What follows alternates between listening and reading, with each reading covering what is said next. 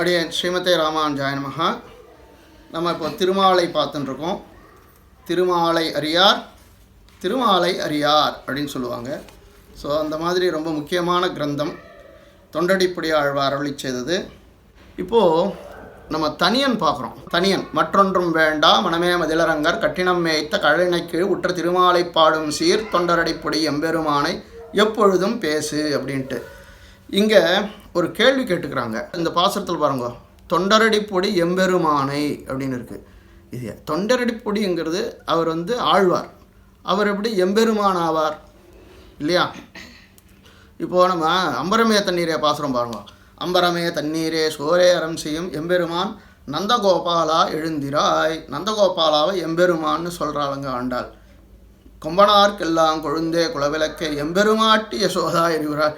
யசோதையை எம்பெருமாட்டின்னு சொல்கிறாள். ஸோ நந்தகோபன் எப்படி எம்பெருமான் ஆனான், எப்படி இவள் எம்பெருமாட்டி ஆனால்னா கண்ணனையே கொடுத்து அவனை காப்பாற்றி கொடுக்கக்கூடியதுனால நந்தகோபனுங்கிறது எம்பெருமான் அப்படின்ட்டு அங்கே சொல்கிறாங்க. அந்த நந்தகோபனுடைய மகிழ்ச்சியானால அவள் எம்பெருமாட்டி அப்படின்ட்டு. இங்கே தொண்டடிப்புடி ஆழ்வார் எப்படி எம்பெருமான் அப்படின்னு ஒரு கேள்வி கேட்டுக்கிறாங்க. அது எப்படின்னால் பிரதம பர்வ நிஷ்டை சரம பர்வ நிஷ்டை அப்படின்னு ரெண்டு இருக்குது. அது நோட் பண்ணிக்கோங்க. பிரதம பர்வ நிஷ்டை சரம பர்வ நிஷ்டை அப்படின்ட்டு.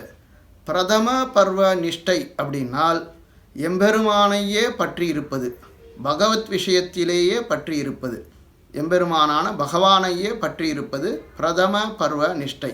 அது பிரதம பர்வம் அப்படின்னு சொல்லப்படும். சரம பர்வம் அப்படின்னு சொல்கிறது என்னென்னா பாகவதர்களை பற்றி இருப்பது, அதாவது பாகவத விஷயத்திலே பற்றி இருப்பது. அந்த சரம பர்வ நிஷ்டை இந்த ஆழ்வாருக்கு உண்டு. ஏன்னா தொண்டர் அடிப்பொடி ஆழ்வார்னு சொல்லிட்டார் இல்லையா? அதனால் ஸோ அப்போது பிரதம பர்வ நிஷ்டையிலே இருக்கக்கூடிய பகவத் விஷயத்தை பற்றினவர்களுக்கு அந்த பகவானே எம்பெருமானாக இருப்பான் இல்லையா?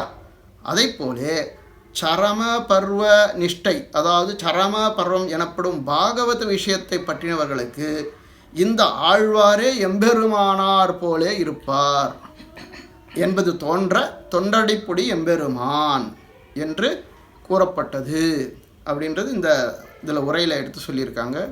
பிரதம பர்வ நிஷ்டைகள் இருக்கக்கூடியவருக்கு எம்பெருமான் பகவானே எம்பெருமானாக இருப்பான். சரம பர்வ நிஷ்டைகளை இருப்பவர்களுக்கு இந்த ஆழ்வாரே எம்பெருமானாக இருப்பார். அதனால தான் தொண்டரடிப்பொடி எம்பெருமானை எப்பொழுதும் பேசு அப்படின்ட்டு இதில் தனியனில் எடுத்து சொல்லியிருக்காங்க. ரொம்ப அற்புதமான ஒரு உரை.